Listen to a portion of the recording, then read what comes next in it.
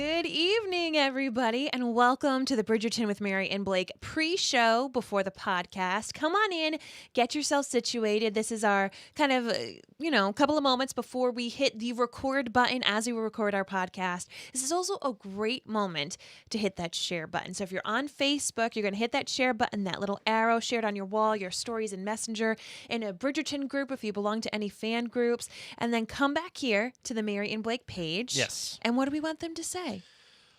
Oh, that's a good one. I like that. I burned for you.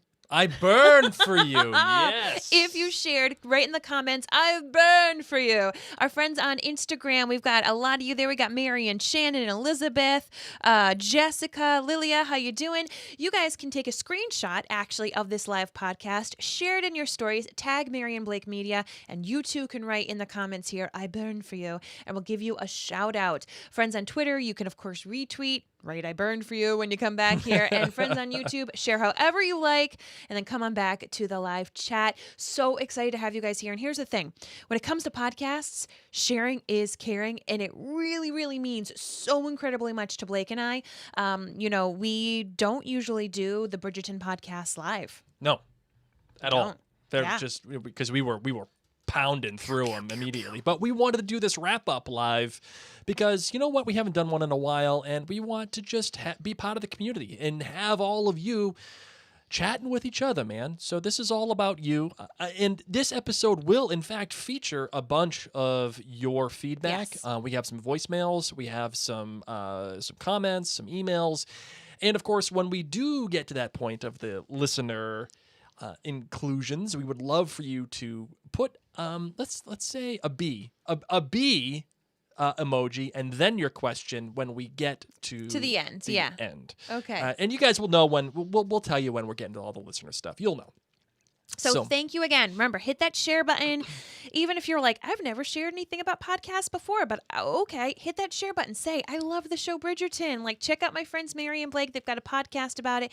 And it really does. It means so, so very much to us. So I want to take a moment goodness. Thank our friends. Anna saying, I burn for you from Germany at 2:22 a.m. Oh, my gosh. Thank you, Anna. Oh, my goodness. Anna, thank you so much. Thank you. We got Lilia on Instagram. Thank you so much for sharing. We see you on over there. We've got Angela and Stacy. Let's see, we got some other ones here. Yep. Oh, we're going to stop there, babe. Julie. Thank you so much for Yes. sharing. Brittany, we burn for you guys. Caitlin and Kristen and Jolene and Chelsea. Thank you all so, so very much. Your hair is very popular today, Mary. Oh, all the thank comments you. are all about your hair. This is called I didn't know what to do with it, and I didn't feel like curling it. Angela and Stacy, thank you so much. Carol, thank you. So the B's are for the questions. Yes. You write, I burned for you if you shared. The B's are for the end. When you have a question, you can put a little B and put your question. Hello, Martina. Thank you so much. Hit that share button one more time, and we're going to get started with this podcast. Remember, your chatter, is so important. Yes, so it if is. you are here and you are live, join in. Let us know where you're tuning in from. Let us know who your favorite character from season 1 of Bridgerton is. And let us know if you've read the books or not, because we have a special surprise for you. So put that in the comments. Honestly, if you guys keep the chatter coming, it makes this come live on the social medias more, because we know that you're here for the community. And even amongst yourselves, keep the chatter coming. Yes, Veronica, thank you. Candy, thank you. I burn for you as well. This was inspired. The hair was inspired by Lady Bridgerton. Oh, really? Yeah. Oh, by Violet? Yeah. Oh, okay. I just felt like it was very Violet. Yes, it's very Violet. Right? Very Violet. Yeah. And also, I just have to say this. I'm wearing my Outlander cast finale party from 2019. This is when we did our Newport finale party for season 4 for Outlander. It is 2 years to the day. Boom. To the day. Yep. That big celebration happened. So I thought it was appropriate that I wear this shirt today. Yes. Because man, that was such a fun wild time, man. That was And so much fun. someday, soon, in the not so distant future, We will do another one. be doing more podcast meetups. So hold on tight. Who's up for a Bridgerton premiere? Me? party. Me? I'm up for a Bridgerton premiere party. I think that'd be a lot of fun. All right. Okay, everybody. So once again, if you share this in any way, shape, or form, write "I burned for you" in the comments here. Friends on Instagram, it's as simple as doing a screenshot and then putting it in your stories and tagging Mary and Blake Media. Let other people know to come on and check out the live podcast. Yep. Facebook, you hit that share button. Twitter, retweet. YouTube, you do you, and whichever way you want to share. And you come back to the main place, and so you say "I burned for you." It means so much to us. Yes. All right, we're going to start up the podcast. For those of you who never joined us live, I have 10 seconds of very awkward silence. It's so Blake can catch the room tone. It's something that happens in the podcast editing business. So hang with me while I'm awkwardly silent for 10 seconds. And if you're joining us live, write in the comments where you're from, who your favorite character is, and if you read the books or not. All right, let's do it, shall we? Let's make a podcast.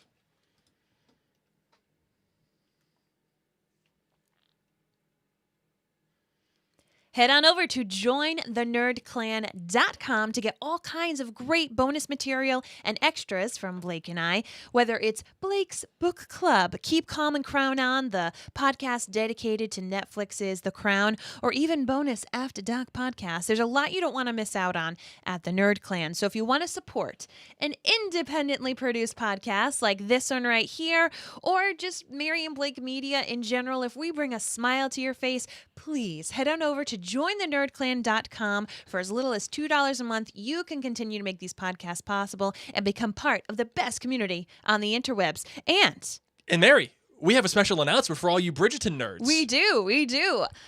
I'm going to be doing my first ever book club. That's right. On jointhenerdclan.com, and it's going to be the Duke and I. Yes. We're going to read. She is. I'm going to read the first Bridgerton book. And I'm going to podcast about it chapter by chapter. And to make things extra fun, because I won't be doing this with Blake, and normally I'm used to podcasting with somebody, I'm going to be taking comments, questions, feedback, thoughts from the Patreon community at jointhenerdclan.com. This is going to be a special podcast only for our friends at jointhenerdclan.com. A special thank you. So if you're not a member there and you're like, I want to do that, do you got $2? Because if so, you can join in. And I might even use your comment. Like, you can literally call in and be like, I loved this chapter because of XYZ. And I'll be like, I know. Whoa. So awesome. So once again, head on over to jointhenerdclan.com. If you are not yet a member, get ready. After Valentine's Day, I'm starting it up, guys. Starting up. That's the Duke and I. So excited. All right, let's do it. Oh, no, that was not the right one, Blake. Live podcasting, ladies and gents. Live podcasting.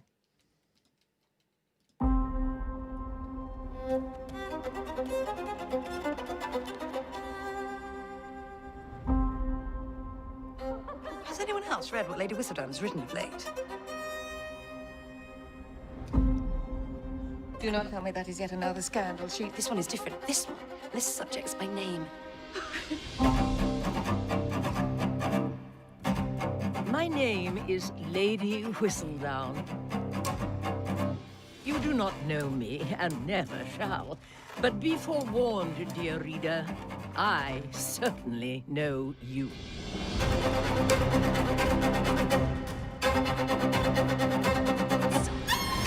The social season is upon us.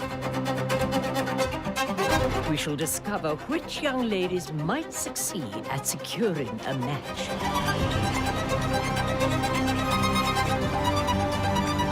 Let it be known, if there's a scandal, I shall uncover it and share every last detail.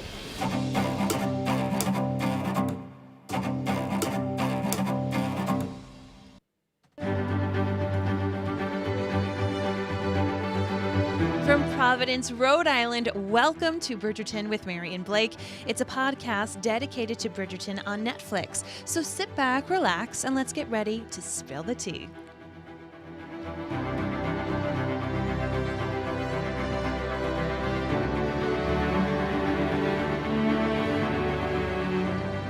Hello, everybody, and welcome back. My name is Mary Larson. My name is Blake, and I'm not ready to let go of Bridgerton. Season 1 just quite yet, but I feel like now's the time. Well, now that we have the news that there's a season 2 of Bridgerton coming on up at someday, Yes. someday, Somehow. we can just kind of revel in it. We, of course, have done a podcast episode for every single one of the episodes Yes. on Netflix. And we said, you know what? We just want to get together and talk Bridgerton one more time. We've been listening to the soundtrack Constantly. nonstop. Oh my God. It's just been, we've been talking about different ideas and characters and plot points and costumes and all the different luscious things, rewatching different moments and soaking it all in. And we said, we need a recap episode just for season 1 as a whole, to talk about all of our favorite things. So we're really, really excited to be here with Mary, you. before we get into the rest of the show, I do have a question for you. Of course. What's it like to have the #1 podcast about the #1 show in Netflix history? Just throwing that out there. What do you mean? Because we have the #1 podcast about the #1 show in Netflix history, which just came out today, that news, and it's Bridgerton with Mary and Blake. Let me tell you, it is beyond exciting. Blake and I, we started podcasting because we couldn't find friends in real life who liked the same shows and books that we liked. And we were like, maybe there's somebody out there. Maybe there's someone out there who likes the same stuff and just wants to geek out and love on these things, little places to escape to. And so we started podcasting from our house. We still podcast from our house years later. And to know that so many of you have chosen to listen to Bridgerton with Mary and Blake fills our hearts It's wild. with so much joy and so much thanks. Know that each of your reviews, particularly in the iTunes, the Apple Podcasts app, that means so much when you take the time to write even a sentence about it, or when you hit that share button or you screen capture it as you're, on the treadmill at home and you share it in your stories and you tag Mary and Blake Media. All of those things go such a long way. And, you guys have gotten to know us. We've been in your earbuds and your ear pods. Yep. And we're just like normal people, just like you, who love the same shows that you love. And to know that we are being recognized as this top podcast, for the top show Yeah. on Netflix right now. In Netflix history, Bridgerton is #1. It just came out today. I'm so thankful. It's crazy. So keep it up. Don't be quiet. Bridgerton is just getting started. And there's more and more friends who are finding it every single day. So if this podcast does bring you joy, please share it on your wall, share it with your friends.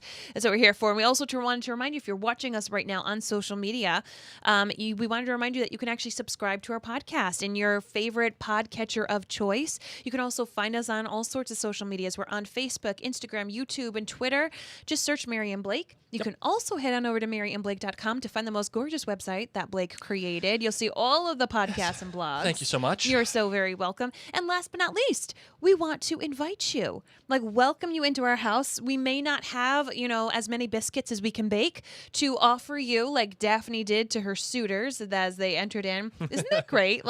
Biscuits. Just here's Bake some as many biscuits. biscuits as you can. That's how we want to feel for you when you come to the Mary and Blake Facebook group. It's a closed group on Facebook. We just share all things that make us happy and all the different shows and books that we cover. So just search Mary and Blake and request to join that group. We would love to have you. All right, let's get into the show.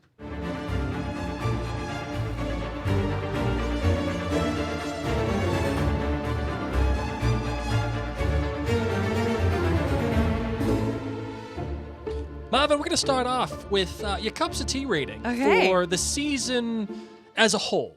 The Bridgerton season 1.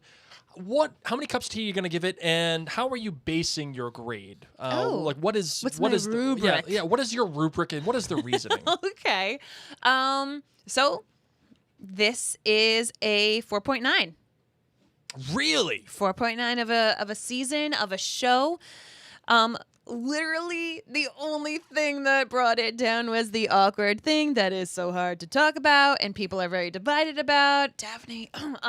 Yeah. But aside from that, I'm giving this big show, aside from that, it would have been a 5. Really, honestly. Okay. And here's why.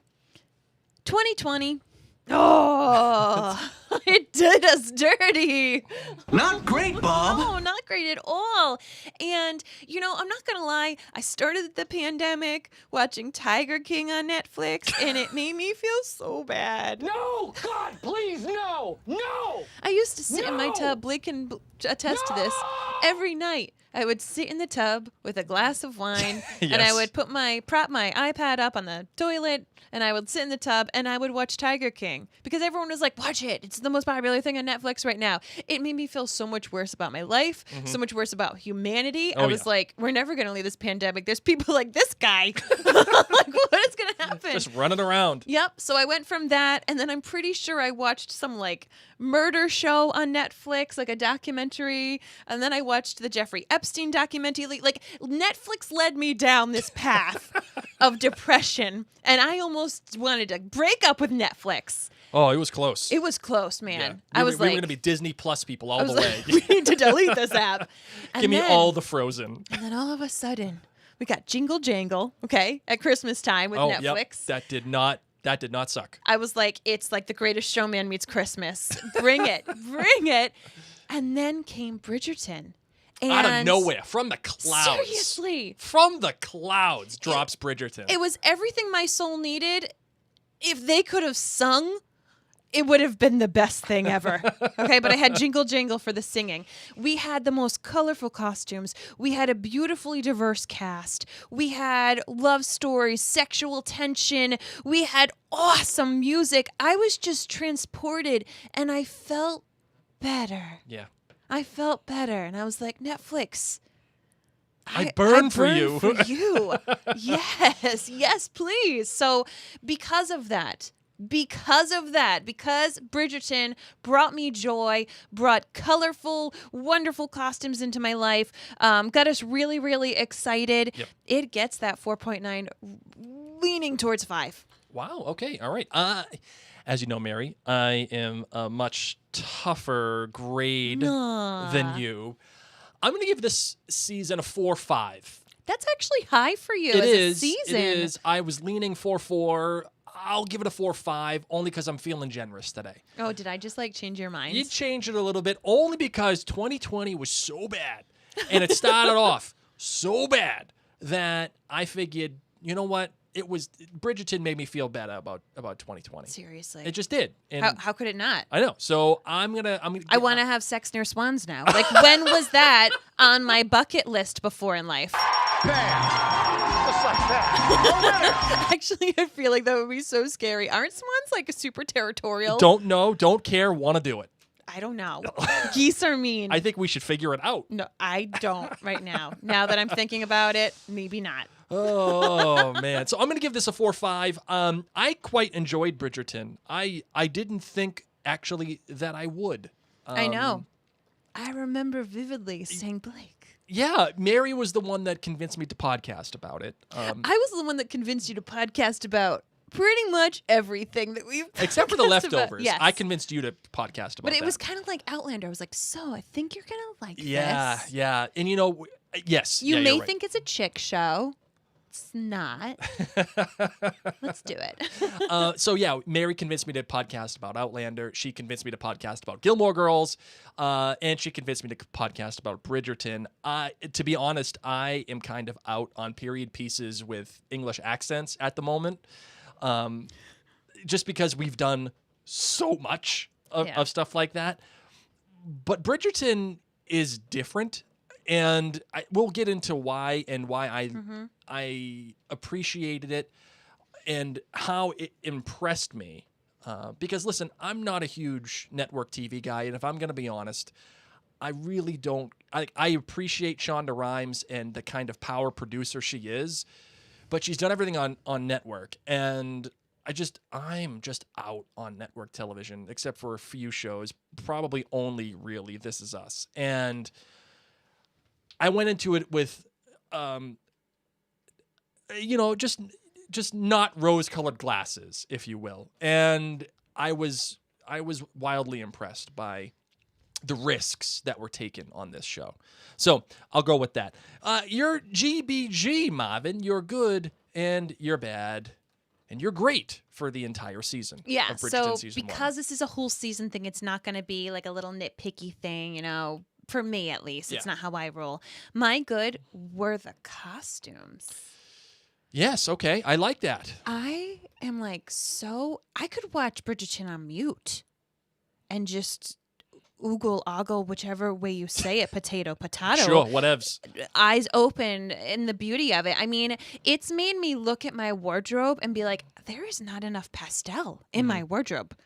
I need feathers. I need All the feathers. all the bows and flowers. Like I feel like You bought that shirt just because, that pink literally. one. Yes. And I mean, even rewatching it, I'm just so inspired about makeup looks that you keep your eyes at minutewithmary.com, guys, because I'm going to be doing some Bridgerton inspired makeup because it's just the costumes inspired me. They brought color into my life when I needed it.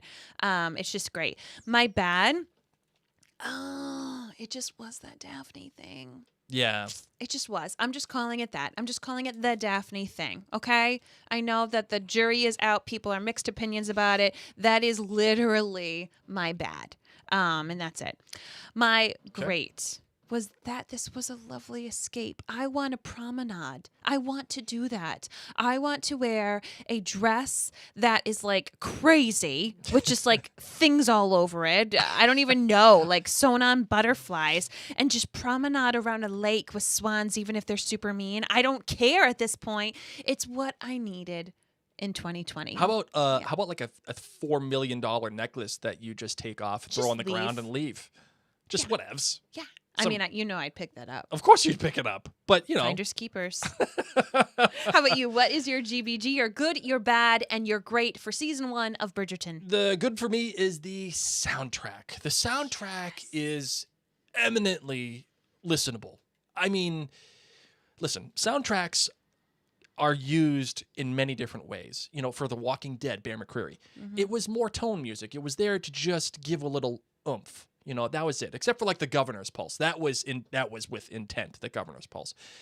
In some shows, it's meant to be a whole character, like Lost and Michael Giacchino. That the soundtrack was a character, and it was non-traditional in many ways, and traditional in many ways.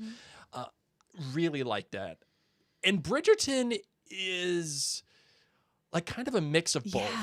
Yeah. You know, it just gives you a little bit of a push, but then sometimes it stands right out and it stares at you and says, "Look at me." And a lot of the times, soundtracks are not, I mean, they're good in the moment, but they're not listenable.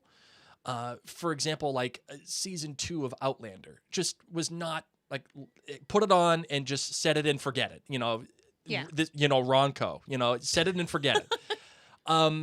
That's what do you mean, Ronco? The guy, remember the guy with Ron Popeil? No. With the turkey and the twisting turkey, set it and forget it with the oven. Oh no. Sorry. When did you used to watch this on TV?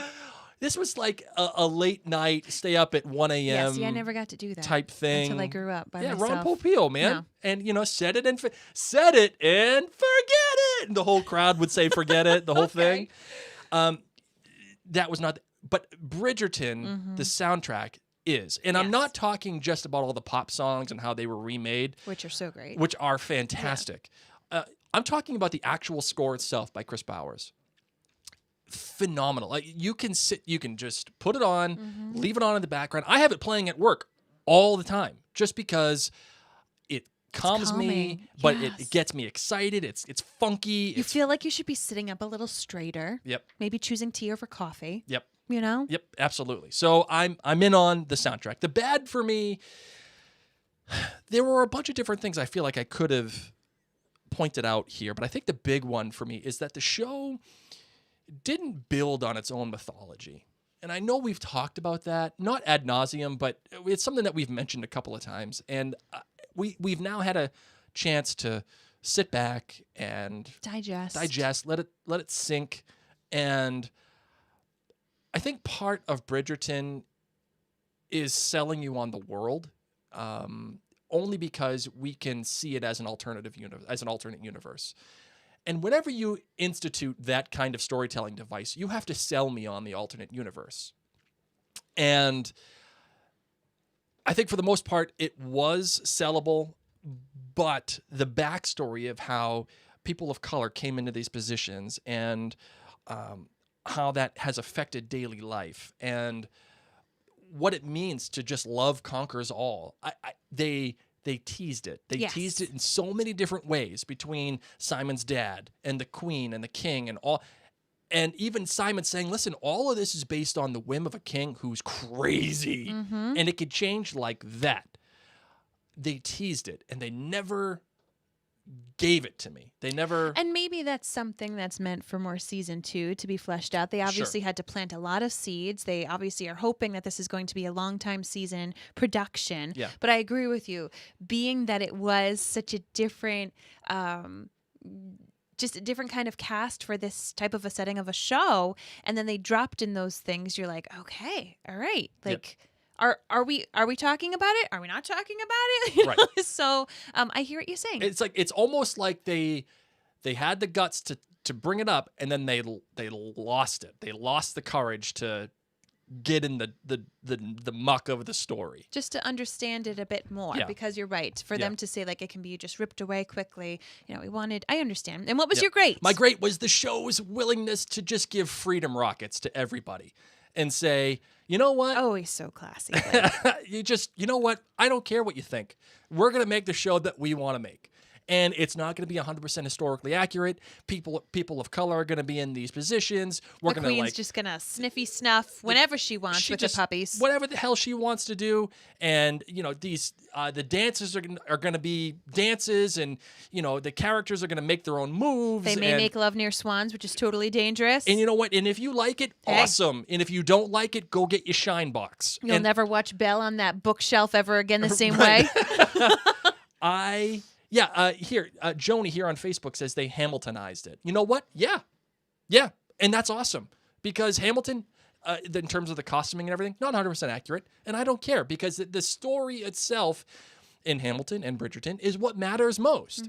And they told a story the way they wanted to tell it. They put in music that was pop music, and they converted Loved it. and they made it part of that world.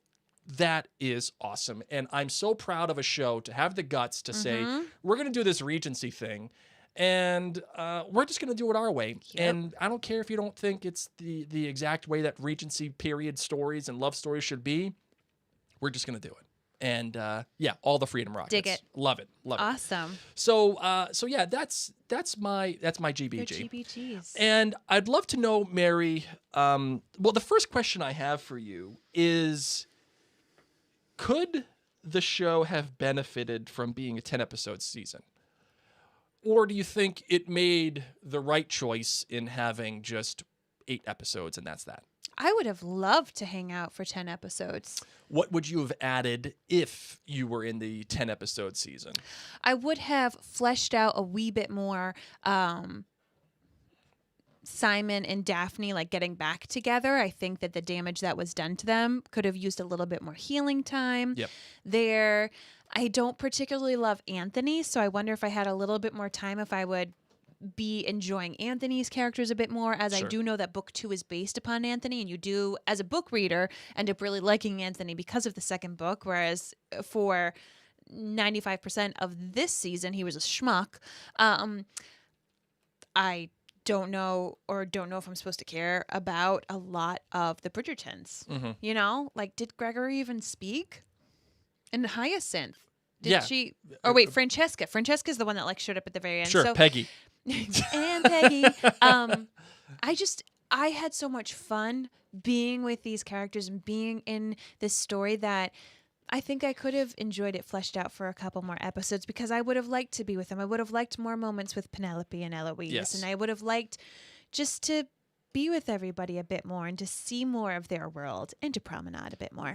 The argument to be made, I think, as the devil's advocate here, would be, listen, this season is focused primarily on Simon and Daphne, and where all the other stuff, the mythology of it all, and the stuff with Benedict and Anthony and whatever, it's all out because we're focusing solely on Simon and Daphne. So my question to you then, Mary, is, did they do Simon and Daphne enough justice within the 8 episodes, or should it have been a 9 or 10 based just solely on Simon and Daphne? I mean, I'll give it to them. You're going to go with the 8? I'll go with the 8.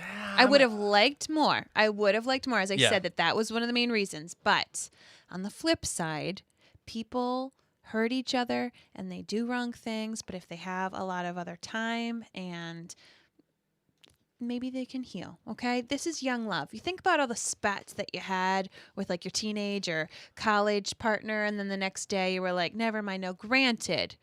These weren't just spats that happened between Simon and Daphne. Yeah, but I'm this just was saying a little that ugly. they seemed, they seem like they're going to be one of those couples that fights a lot and then has a lot of makeup sex. Yes, kind of like P.S. I Love You, Yeah. where they just rip on each other. Yeah. And then the next second, Boom. they're in bed. Yes. Rumpy pumpy. No, I will tell you what, that is not how Blake and I handle conflict. No, not at all. Not at all. But there are people who do. So Yes. that's how I see them. And that's kind of, they've had just this kind of banter and stuff. So I just figure I'm like, oh, they're just one of those couples that are like, I hate you too. Wait, what are they like? That was not the sound of being attacked by a swan. That was supposed to be make out. Oh my goodness gracious. That's what she said. Yeah, I'm gonna hard disagree with you on this. Oh, I'm gonna hard disagree. that's fine. I feel like Simon and Daphne deserve at least one more episode. If you wanted to make the argument that they had to build the show out a little bit more, sure, 10 episodes.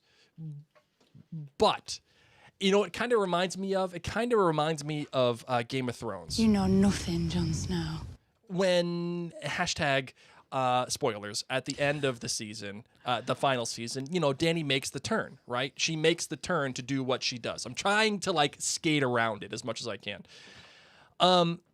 That came, out of nowhere. And I feel like the conflict that was built up with Simon and Daphne was a real legit conflict. One that requires time and patience, and the believability of that conflict was real. The solution to the conflict came so quickly, and it was so tidy, and it was so in a nice tight little bow, where that's one of the tropes of these Regency kind of stories, where everything just ends happily and it's in a bow, and yay, here it is. There's the final, dot on the exclamation point. I think the magic of the rain, Blake. The magic of the rain. Yes, I think they could have. Maybe that's what we need to do when we fight. Just go out into the rain. Go into the rain, just get wet. I'm fine with that. Right? I'll do it. Maybe ruin into a the new snow. painting. So yeah, I think I'm on board with that. All right. So the best character for you, Mary. Who was the best character in the show? Either one that is your favorite, or one that you think is just written the best. How about you go first? My favorite. Thank you. My favorite character has to be Simon. And I like Simon because he's got daddy issues, and anytime you have a good drama, you have to have good daddy issues. And anytime you give me good daddy issues, someone who has plenty of them, I'm going to relate to that. I like that. I like his story. I like how he changes for the season. I'm a big fan of Eloise, only because she's just such a modern style character. Yeah. But if I'm gonna pick one, I'm picking Simon. Okay. And I know that's an easy choice, but I really like Simon. I think he's a good character, and I like the actor too. I like his delivery. I like Eloise. And I think you see yourself a bit in Simon with the daddy issues, and I see myself as Eloise, oh, do I have to? Yeah, right. I just think she was fun. She was a great person to have on the side to kind of give different viewpoints of situations. She was kind of the anti-dress-up daughter as we got to see the foil with Daphne. So I had a lot of fun with Eloise. I would not mind being Eloise's friend. And I don't know if I could say that for everybody in this series. I think you would be Eloise. You would be Eloise. Yeah. You'd be like, nah, I'm not doing that. And then yelling at, you must make haste. That would be you. Love it. All right. Worst character. Okay. So, I've got My gut is saying Peter Pettigrew, who his real name is what? Burbrick? Burbrick. Yeah. Burbrick. Burbrick. The older guy that was, yeah, that's why I said. You're a wizard, Harry. So say we are. Sorry. It's okay. It's Wrong okay. one. It's totally all right. So I mean, just from the get-go when he's trying to hit on Daphne and she's not interested and he's just not getting the point, he just gave me the heebie-jeebie shivers. But I Yeah. will say that someone who I really didn't like was Anthony. Really? I did not like Anthony. He made me feel a little bit better about him at the very end. So if I had to say my worst character, like I don't want to be near you, it would be Burbrick. Yes. Like, I'm not Anthony's friend.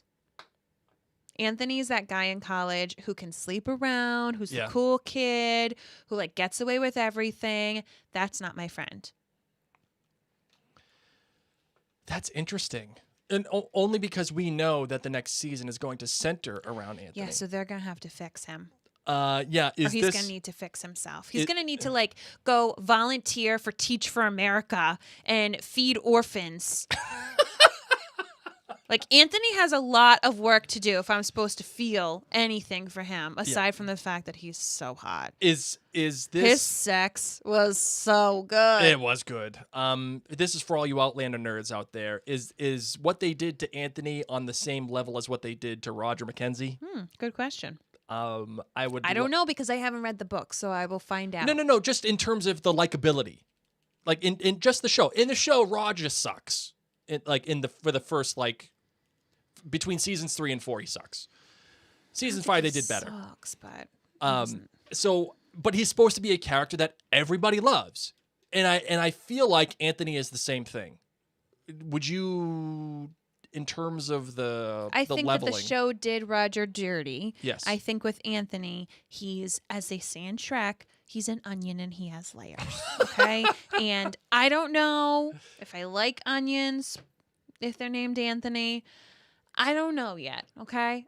What I can tell you is I'm going to miss his sex with Sienna in season 2. Yeah. Talk about chemistry. Oh, that was some fire How right there. is her back after being rubbed against that tree in episode 1, though? So many scars. Has to be. Like, you got to be cut up. Like, legitimately cut up. Maybe you, like, line it with felt? I don't know. But yeah, so how about you? Who is your worst character? So mine is Burbrick, but I feel very conflicted with Anthony, knowing that he's the lead story of season 2, but we'll see how that goes. I have 2 people here. I might go 3. Just because they're all for different reasons. You just hate everyone, don't you? They're all for different reasons. Okay. Yeah. I hate you. Lady Featherington. She is the worst. She is. Oh my God, for a second I thought you meant Bridgerton. I was No. Lady Bridgerton, she's a saint. You leave her out of this. Yes. Okay, she's a saint. Yeah. Lady Featherington is #the worst because she does all this conniving stuff. And I know she's just trying to help her daughters. But I think the thing that sold me on it is that, okay, her husband croaks because he gets murdered and she's upset. She gets upset. But then she goes to sit down at the desk to check to see if the money was there. And that's when she freaks. And I feel like you should be freaking because your husband just got murdered. Okay, well, maybe she was in shock and she's trying to figure out, how am I going to feed all these people? Do I even have a home? How am I even going to pay for his funeral? Yeah, I get it all. I'm just saying she's got to get her priorities straight. But she doesn't really like her husband. That's also true, but she has daughters with this guy, and the she whole likes thing. her daughters, and she wants to make sure she can feed them and get them new dresses every week. And just not. I'm not backing her up. I think she's wretched as well. Not a great person. No. Not a great person. The other 2 are kind of similar for the same reasons. Okay. The first one is the prince. Stop. Nice guy. Bless his little Cormac McLagan soul. You're a wizard, Harry. Nice guy. But the way that the writers wrote him, total LD.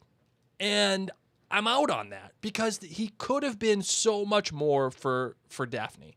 could have been so much more for her and made the choice that much harder. But who knows? Like maybe he just, proposed to her to like please his aunt when really he's like, she was kind of boring. Like, what? I mean, Daphne is kind of boring. Yeah, and he is She's also sweet. the prince. Yeah, so he's probably like, I don't know. The next stop, I hear the girls, gymnasts. They can I'll play just go the to Russia. accordion. Like,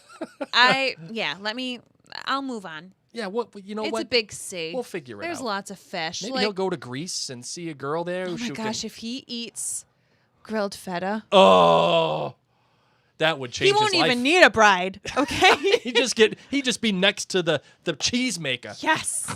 Give me some capers, some roasted red peppers. Yep, peppers all over that grilled feta. Done. Oh yeah. We'll never see the prince again. Yep, in. Gosh, then, Blake, now the I'm last drooling. one for me is Marina. I am out on Marina, and in the worst way. Marina is not a great character. Agreed. And not because she's not a nice person or whatever. It's just that she was just so nothing.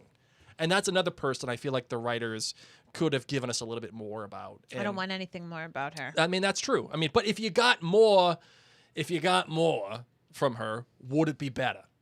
And I feel like, yeah, you probably would have if they just gave her an actual personality other than somber in the corner because I'm pregnant. So that's how I feel about it. Okay, so the best moment for you, Mary. What is the best moment in the show for you? This is so hard. This is so hard to pinpoint because, you've got all these little moments where you're like, I love that. I love that. I loved family dinner with the Bridgertons. Yep. With all the kids there and Simon just fitting in. And, it makes you think about all the holidays you didn't get to spend with your family. And I felt like, I may not be celebrating Christmas with my family at a big table, but I'm sitting at the Bridgertons. Yeah. Like, throw some food at me, Francesca. Gregory's under the table, playing with a dog. It felt homey and cozy, and I loved that moment. Yep. I got to give it up, Lady Bridgerton, when she got the job done with all the women talk. And That we're was gonna, really good. We're gonna bring Berber down. And she put Anthony in his place. Yes. She's just like, who are you again? Like, what do you think you're doing? I did love Simon and Daphne's banter. I just loved their wittiness and how they spoke with each other. So those were always moments that I loved. Yep. And another moment that I will never forget about this season is Anthony and Daphne not realizing how to warm milk. And they've just got this gallon jug, a half-gallon jug of milk, and they're drinking out of it. A preposterous amount of milk. Neither of them know how to turn on the stove. It's a fun little scene that I also will never forget. So how about you, Blake? What was your best moment? Cow got dusted making that amount of milk. And they were just 2 sips and done. Mm-hmm. For me, best moment. Most memorable moment. The one that I think about for this show. No, not I Burn For You. Because that's too obvious. Look at us trying to be a little different. Yeah, I don't want to, echo chamber. I go for dinner and milk. Best moment, not I Burn For You, though good. So good.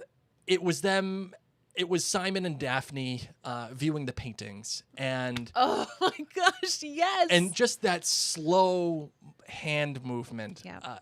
That you've been there. I know that I was there with you, Mary, when we first started dating. I was in love with you the second I saw you. And yes, ladies and gents, this is going to sound corny. It is 100% true. I fell in love with my wife the minute I met her. And it was several minutes late. I was 20 minutes late to our first date.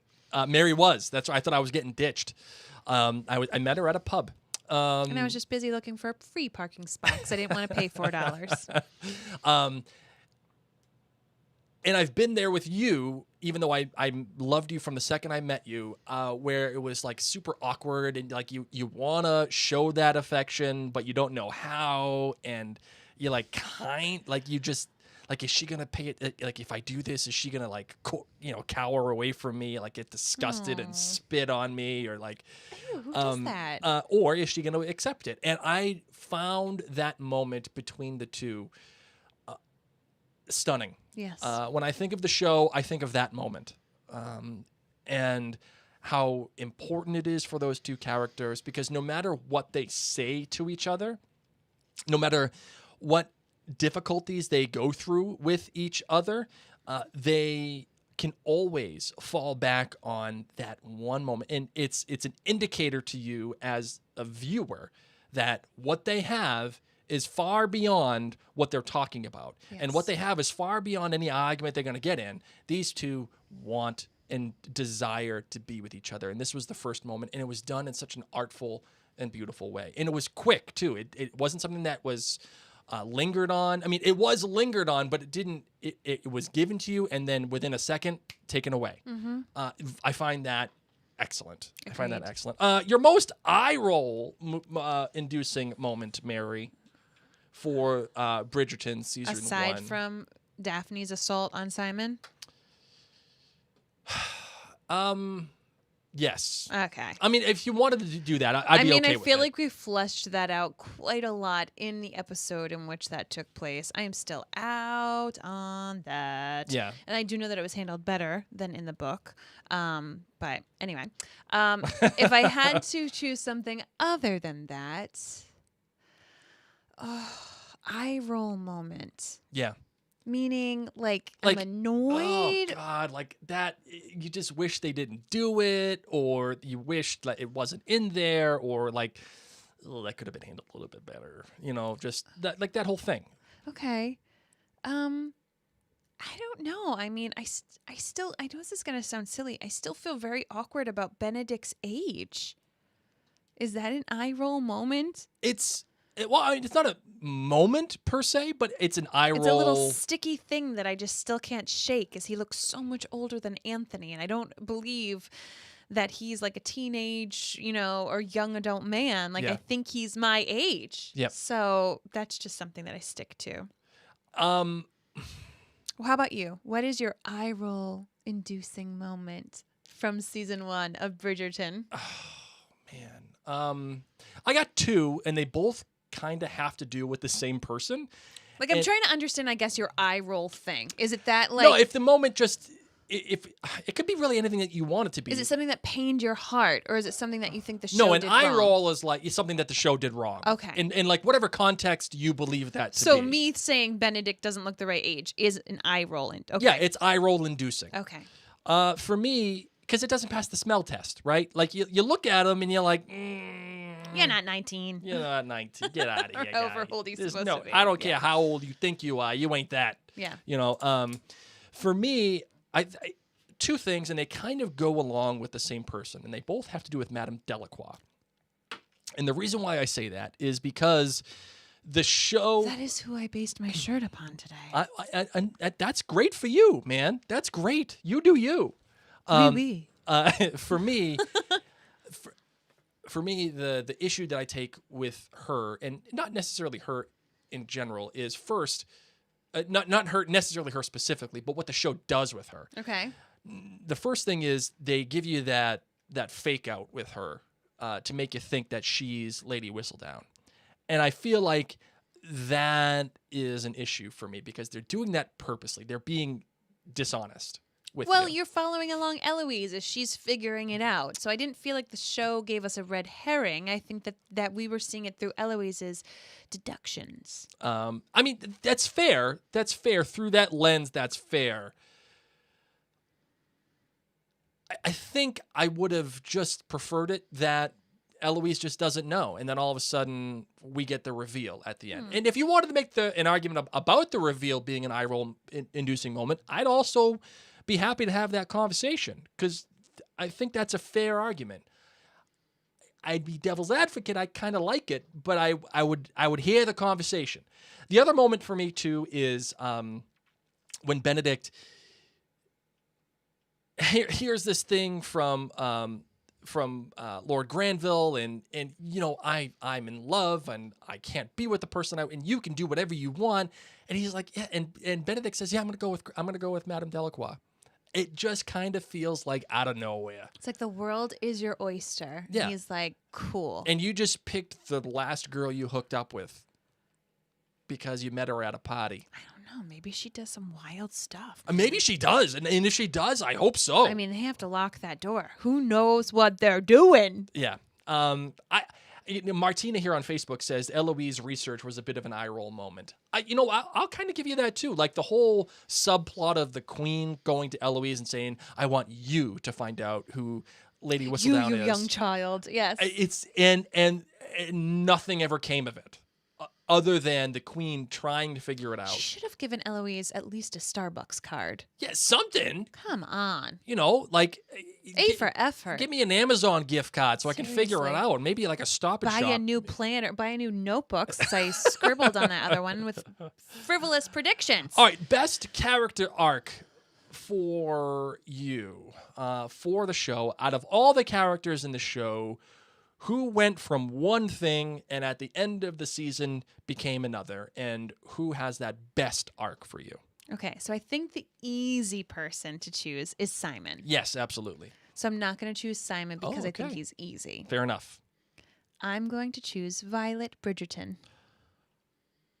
Wow, Mary dropping the people's elbow. Oh my goodness gracious. From you do the right thing, you just get out there and you go marry, and you just listen to your brother. Okay, well, this is what you got, and okay, here we go. I'm not really listening to you, and I suck at telling you how to have sex and actually how babies are made, and ha ha ha, good luck. To, I messed up, you're right. I'm sorry I did wrong. This is great, Mary. I'm going to be there by your side when you realize you're not pregnant, and I'm not going to make the same mistakes with Eloise. Wow. Excellent job, Mary. Just like that. You know what? I'm actually going to give you this. Gosh. You usually give it to yourself. Makes me want to shout. Absolutely. Nope. Oh, I even got it. I was going to give you a second one, but then you know what? It was okay. I'm holding back. It's okay. Yeah, that's a really good choice, Mary. I think I kind of agree with you on that one. And she knows her daughter loves Simon, and she's the one that convinces her to go for it. Fix your marriage. You can do this. Violet? Oh, yes. Yes, absolutely. What do I want to do? So who's your best arc? The obvious one is Simon, and I have to say you can acknowledge him. Simon is rushed, I think. He gets to the point that he gets to for the sake of the story. Characters should always dictate story, not the other way around. That is a Marion Blake commandment, right? And it has been since day one. Characters dictate story. Stories do not dictate character.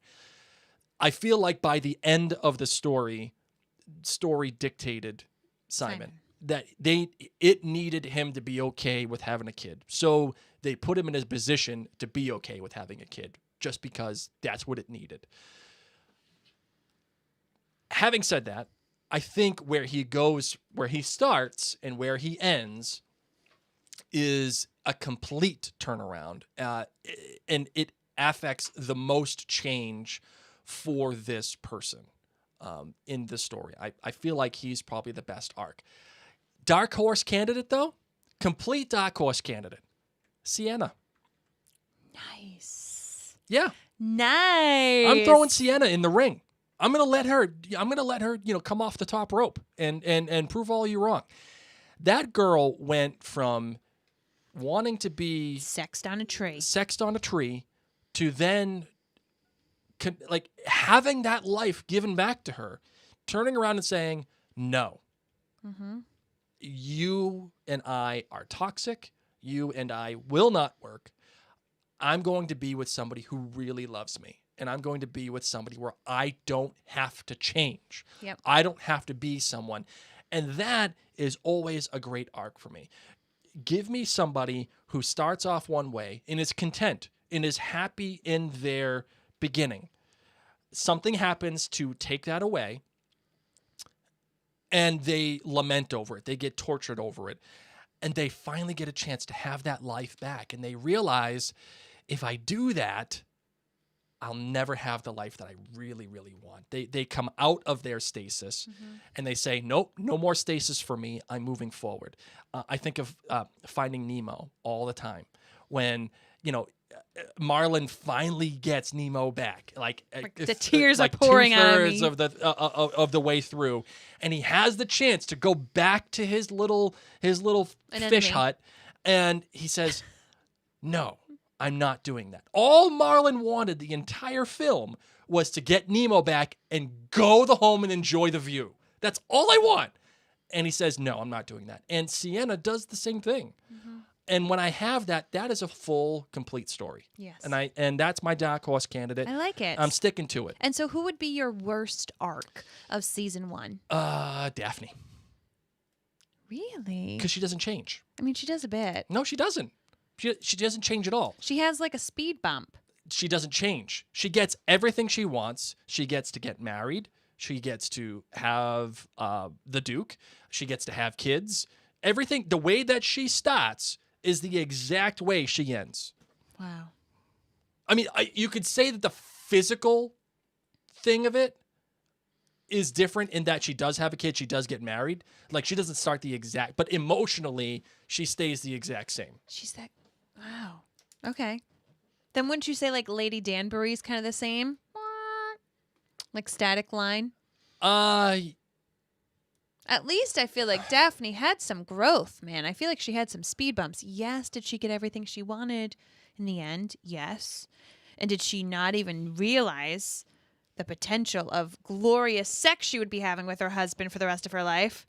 Lucky duck. Look at her. Swans. Bookshelves.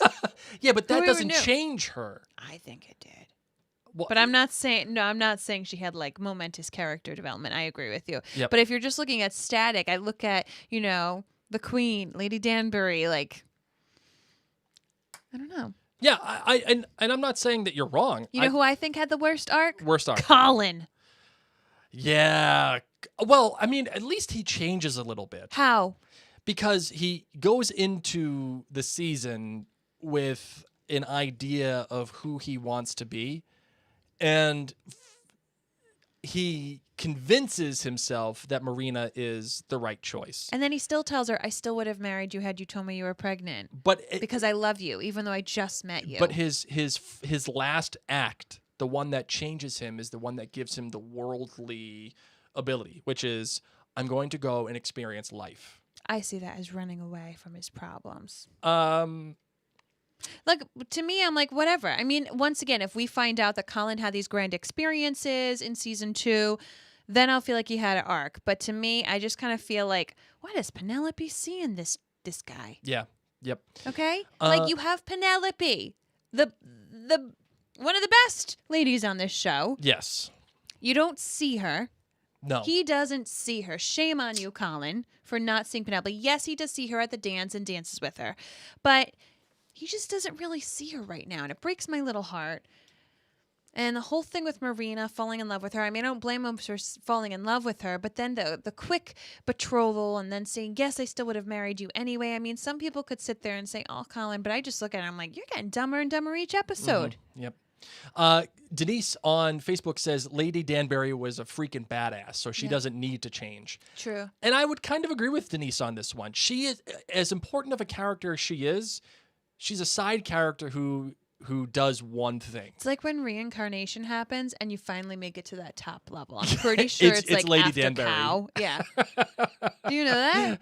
Supposedly in reincarnation, like, depending on how well you do in life or how poorly you do, you come back as something better or worse. Yeah. So if you were a bad person, you probably come back as like a frog. Yep. But like when you're really good, to the top, somewhere's like a cow. Wow, interesting. Did not know that. Yeah. I have a good honorable mention for best arc. Go for it. Will. Who? Will, the boxer. Okay, boxer. Yes.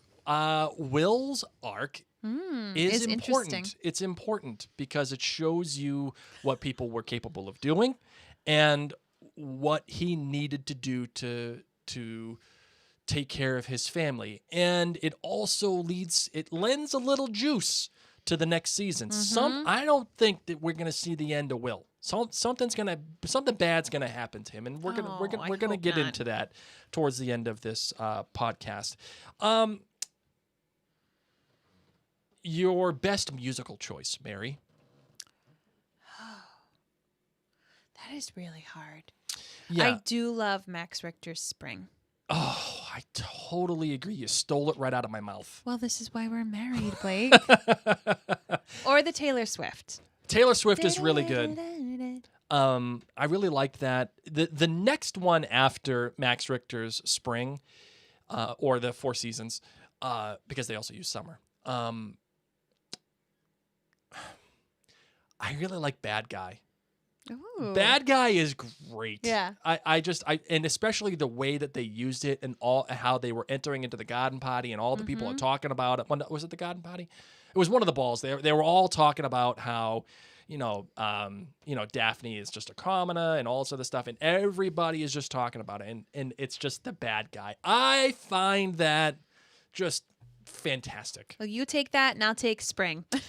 Fair enough. I will do that. All right. We got some listener questions here, some things that people have brought to our attention that they would like us to address. And if you're joining us live, this is the moment. If you have any little bits that you would like to share and possibly have read in the podcast, you can write them in the comments. Just start your comment with a B emoji, Yes. and that will be something that Blake and I will look for in the comments. So we're going to start reading these ones that we got emailed or from patrons, and then we will go to comments from our live feed.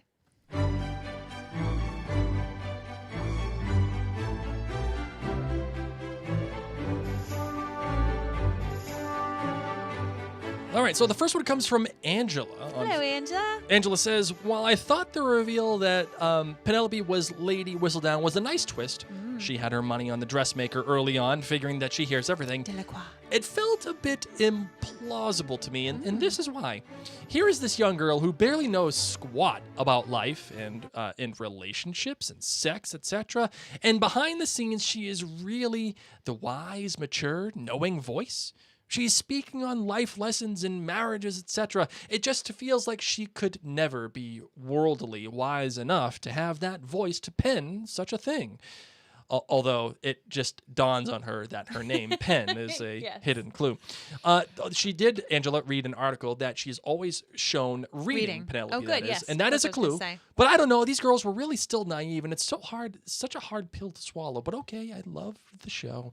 So, Marvin, your thoughts on that? Well, yeah, we always see Penelope reading. Even just right before this show, I actually was listening to episode 1. It was just playing in the background as I was tending to my hair. Yeah. And, the first thing you hear is Penelope put the book down. And I wonder how much Penelope reads not only about fiction and learning about different characters and relationships, but also, who knows, she could be reading about psychology, sociology. She gets to see the relationship that's awkward between her parents and what her older sisters are now being put through. So I think that as Penelope is the youngest, she's just overshadowed, and she gets to be a really great observer. Sure. So I do think that there are some people who in their youth really can soak in a lot depending upon their situations. And I think as Lady Whistledown, she's not giving life lessons necessarily. She's like page 6. Like Lady Whistledown created the first page 6. That's what it really is to me. I see it as this is probably not her older daughters, the Featheringtons' older daughters' first time being out in public. So, Penelope has seen this, and she kind of knows the language and knows what people Sure. are looking for. But I appreciate that. Amanda Jane wrote, I would love hindsight into Simon's evolution and the resolution. It seemed really rushed and unbelievable to me.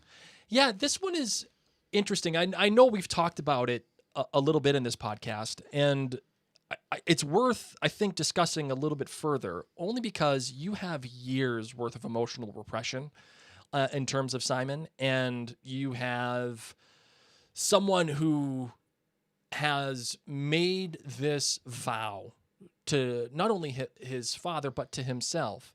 And within a night, not even a night, within an instant, because some rain drenched down on him a little bit, and Daphne says, we're going to do this together, nothing else matters. I don't see it as the night. I see it as it seems like he's never fallen in love before.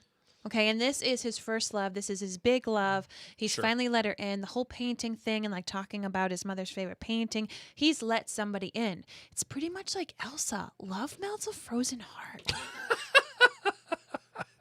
And that's what Daphne did. And it wasn't just that night in the rain. Sorry, hold on. That was too low. I have to play this louder. It was all along.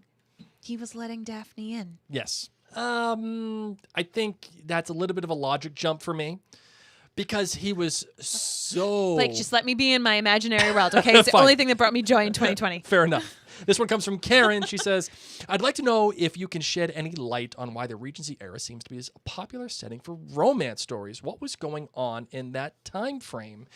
Well, the Regency era is named Regency only because King George III was crazy, and there was a regent, which was his son, that was supposed to be the next king, and it is what it is. It is what it is. And then the queen is essentially, as a queen regent, running the country.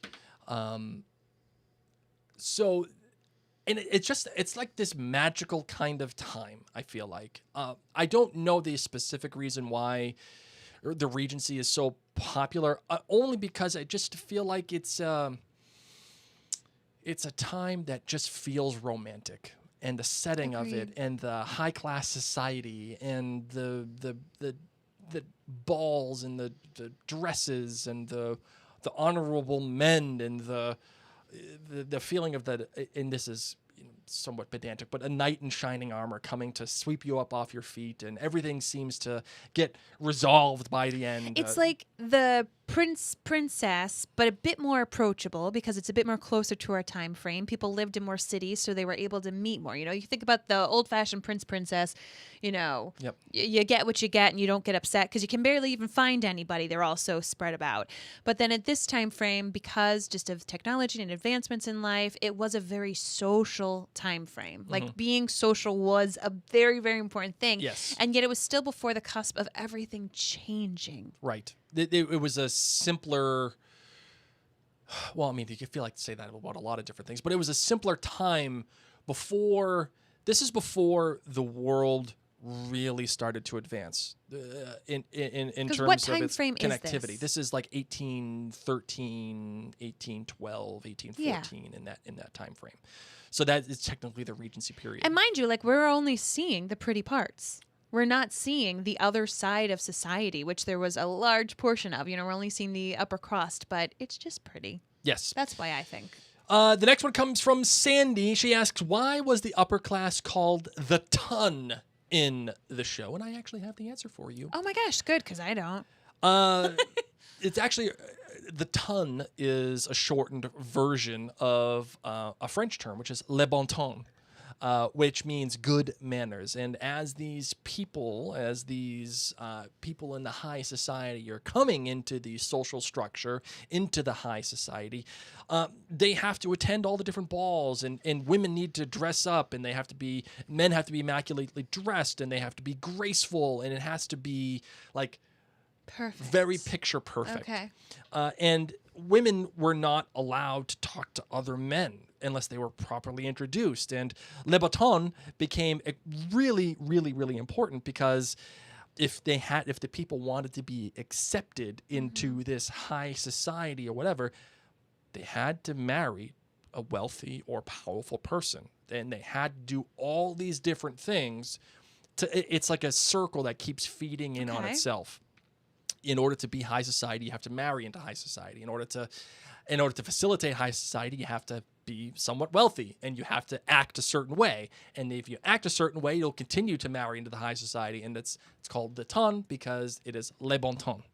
So that is that. We do have a voicemail. Oh, let's listen to it. We do have a voicemail. Actually, let me see if we got any more, just in case. I do know we have some feedback on our social channels as well. Okay, well, you want to get into those first, or do you want to do the voicemail I'm ready and for then? The voicemail. All right, let's do the voicemail, shall we? Hi, Mary and Blake. This is Veronica from Sunnyvale, California. Question. So now that I'm reading the books and I see that each book is about each sibling, which means that with season 2, we will not get a lot of Simon and Daphne. It will be Anthony's story. What are your predictions? What do you think the show should do to not disappoint people who are just the viewers and are super attached to Simon and Daphne? What would be the best way for the show to handle this? Thanks. Blake, I'll let you take it. Well, Veronica, I have a really good answer for you, but I'm going to hold off. I'm going to hold off until the end of this podcast. Okay. Because that leads us to another section that I want to get to. Okay. All right. So, Veronica, I will answer your question, I promise. And I think Mary probably has some advice for that too. But it relates directly to how I want to end the podcast. Okay. So we'll save the answers for then. All right. Let's get into the live ones, shall we? Yes, we and shall. Let's see if we have any. We got to go down here in our comments. Okay. First one comes from Leslie. Marvin, go ahead. Leslie says season 2 is about Anthony, but if you could choose a different character, who would you choose, Blake? Oh, that's a really good question. Interesting. Very interesting. See, I feel like because you have to operate within the construct of what the show built, right? Correct. And I feel like the show built towards Anthony. Okay. It suggested that he is coming up next. However, a big however, I would Not throw, a however, a however. However, I would throw Eloise in the ring. Nice. On this one. I feel like her story is a good natural jumping off point from Daphne. Okay. How about you? I want to go with Will. With Will? I don't know. I'm just trying to pick someone different. Because I, Okay. too, love Eloise. Sign right. me up. I mean, heck, I'll just, like, hang out with Lady Danbury all the time. It doesn't even need to be interesting. Yeah, sure. Just hang out at her parties. All right, this one comes from Jessica. She says, how do they plan on continuing the show with the same actors? I haven't read the books yet, but I cannot wait for the book club that Mary will be doing. So, again, go to jointhenerdclan.com and take advantage of Mary's book Yes. club when she's talking about The Duke and I, which I'm very excited for. Jessica asks, just wondering if you think they will actually be able to keep the same actors. Generally, when it comes to these kind of shows, the actors, since this is an American production, they operate under different rules than a British or European kind of production. European productions usually require their actors to sign between 1 and 3 seasons worth of television. If you notice, like Downton Abbey, right? Matthew Crawley, he left after season 3, #spoilers, because his contract was up and he just wanted to do different stuff. He's like, I'm going to be so famous. Yeah. And he kind of is, Dan Stevens. Like, he's done some really cool stuff, but not Downton Abbey, right? Yeah. So it's very common for European shows to only have between 1 and 3 seasons for their actors. For American shows, American productions, you generally have between, depending on the show and the idea of how long you think you're going to go. And for Shonda Rhimes, I think Netflix made a hefty investment. No, I know they made a hefty investment in her, and they probably said, we're going to do Bridgerton, and it's going to be a big deal. So they probably got their actors signed up for at least 5 seasons. At least. That's my Go suggestion. big or go home. So, yes, I think they will continue to use the same actors. Martina says, do you think season 2 will be as popular when the Duke and Daphne are no longer the center of the story? No, I don't. I think you had 2 electric leads. I don't find low-rent Hugh Jackman to be as electric. Victoria says, who do you think took the fall over that disappearing necklace? Continuity or editing? Oh, that's a great question.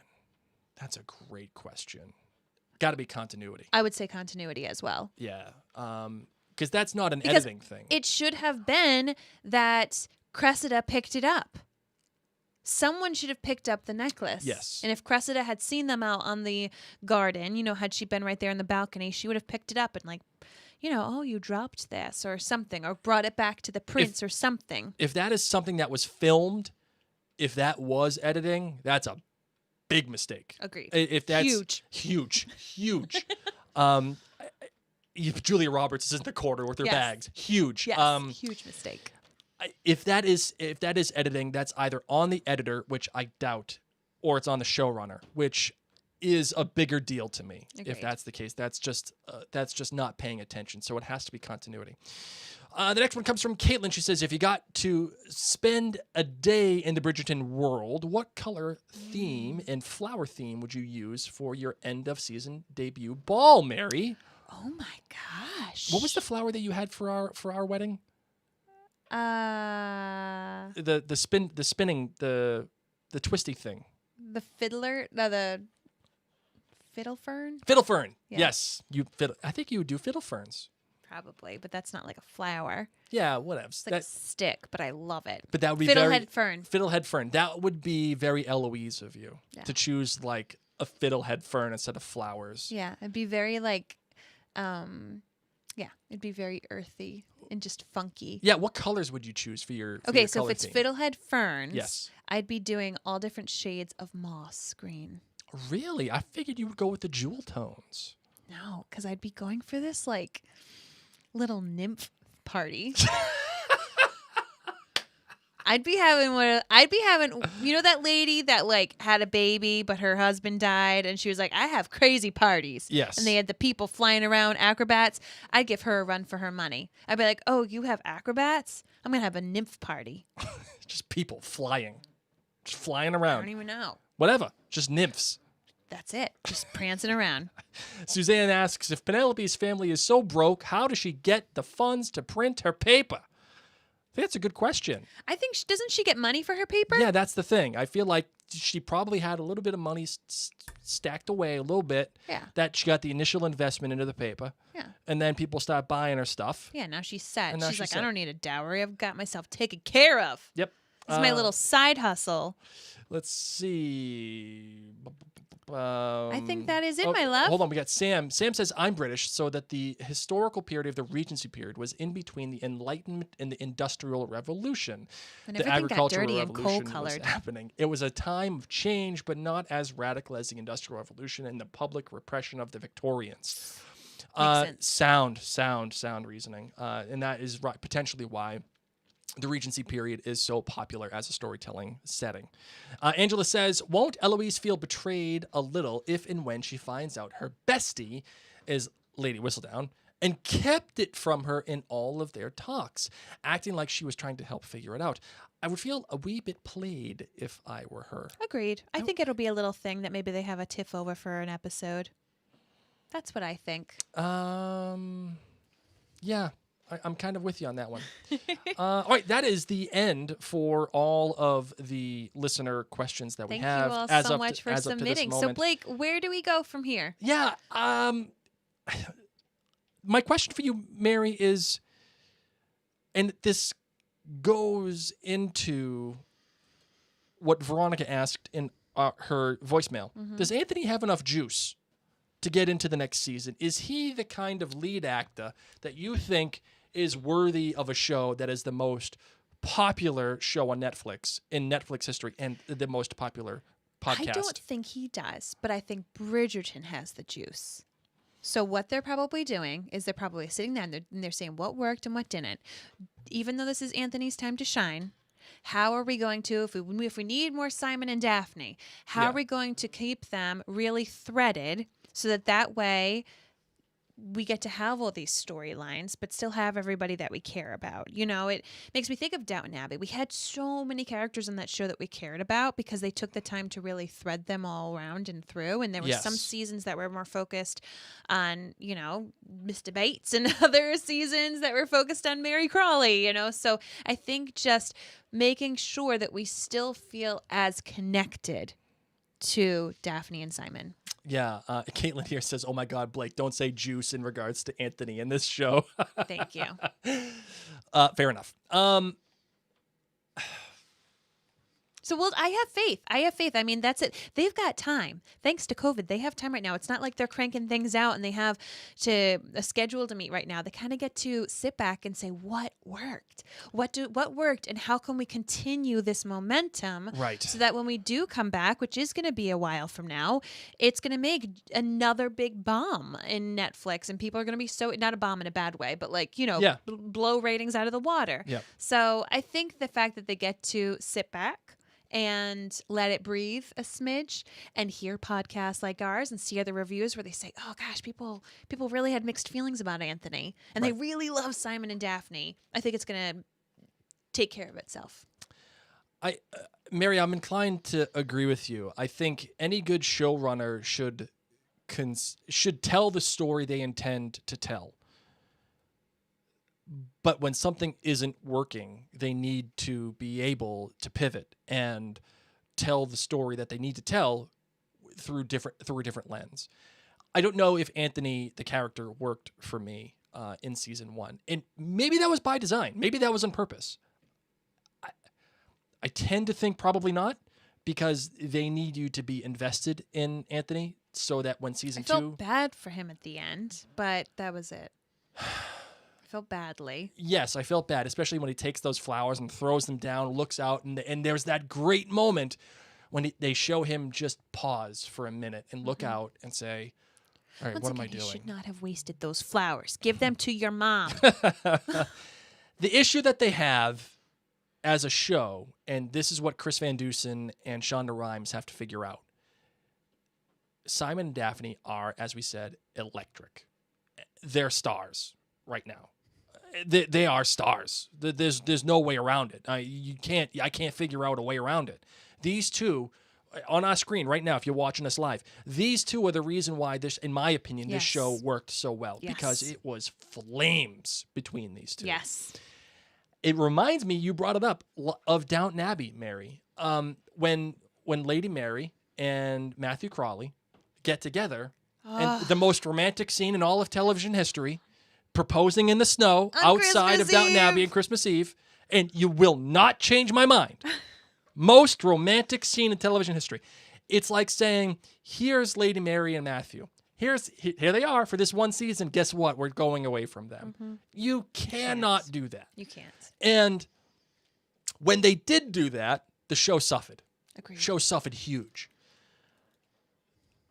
So do I think they'll have somewhat of a similar fate on Bridgerton? Yeah, I do. So they need to manufacture a way to get Simon and Daphne into the picture for season 2. The only way I see them doing that is if season 2 focuses on Anthony that plays concurrently with season 1.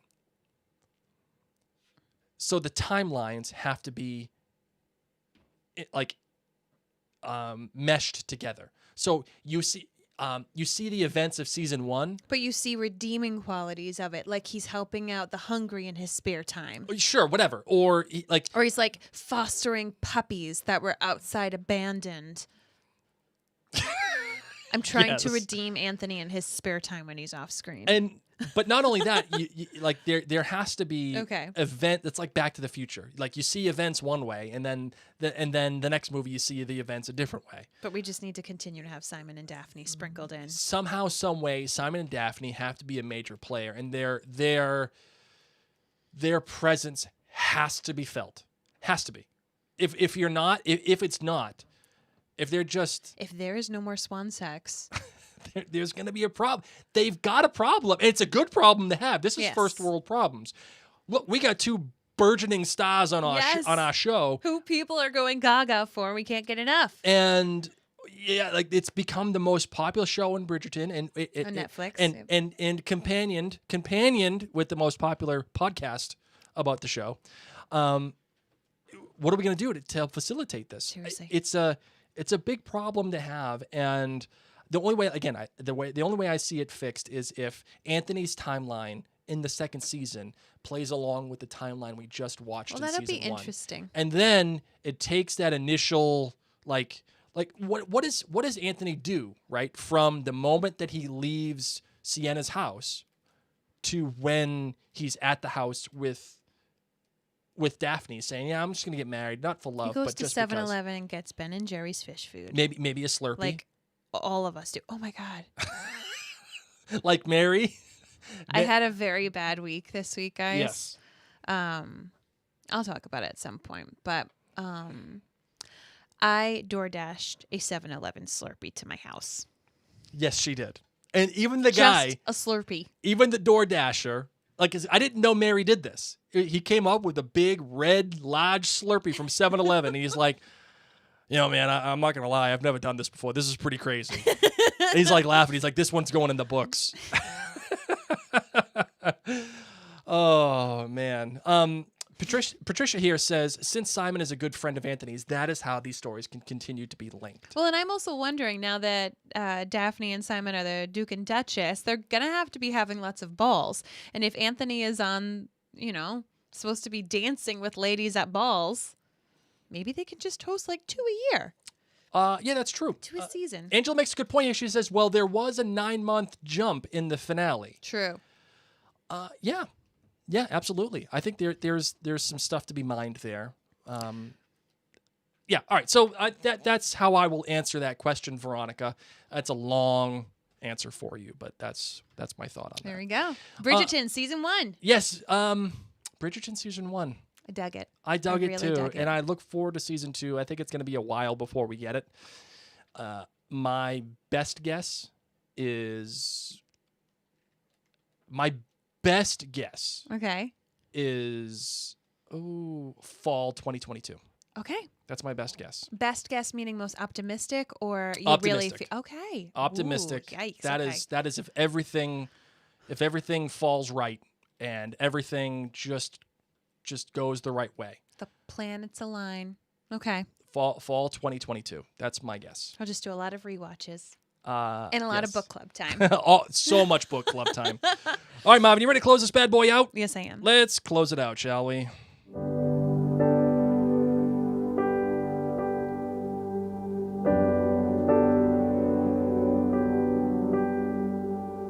Thank you all so much for spending this time listening to Bridgerton with Mary and Blake. This is a show that captivated us, brought us a lot of light in a time of dark, and we know that it probably did that for you as well. And the fact that you spent this time hanging out with us, talking about the show, means so much to Blake and I. So if you haven't yet left a review in particularly Apple Podcasts, a written review, 5 stars are best, please do. I mean, you spent at least 9 hours with us. Think about that. And actually, a little bit more. Yeah, I would say probably closer to 12. Yeah, we've hung out for a while. So if you liked us this much, please leave us a review, share the podcast, and better yet, head on over to jointhenerdclan.com because I'm going to start reading The Duke and I after Valentine's Day, so the 15th of February, and it's only available for our patrons at jointhenerdclan.com as a thank you for those of you who continue to support this independently run podcast. It's something that we're passionate about, is bringing content like this to you, creating a community, and I want to see what the books are like, so join along with me. Martina here asks, Mary and Blake, where can I find your Crown podcasts? Well, you go to jointhenerdclan.com, become a member there, and you'll be able to access them. You'll also be able to go to maryandblake.com and hear some snippets of each of the episodes that we've done for seasons 3 and 4. But you do have to become a member at jointhenerdclan.com to get full access to all of the episodes for Keep Calm and Crown On.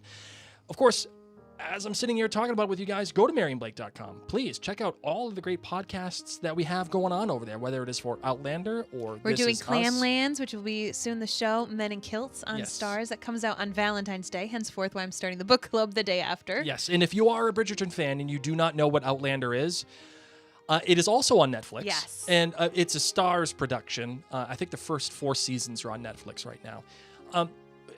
Watch Outlander. Yes. I'm going to tell you that if you're looking for something to watch in between these seasons, Outlander is probably right up your alley. Agreed. It's all the sex and Scotland and accents and costumes. Just burly men running around on horses and some sci-fi in there, and it's good. It's a good show. It's fantastic. We also have a Game of Thrones podcast. We also we podcast about This Is Us on NBC. Yep.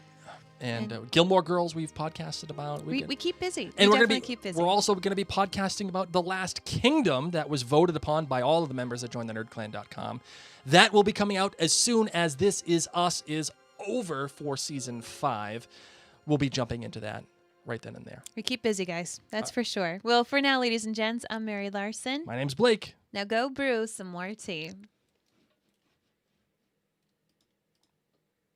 That is it, ladies and gents. Thank you for tuning in. We just made a podcast together, all of us. Mary dropping her earphones. Okay. What else is new?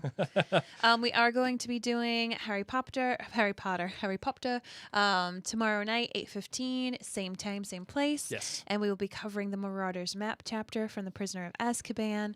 We are still pumping out our Clan Lands book podcast. That is not a live thing.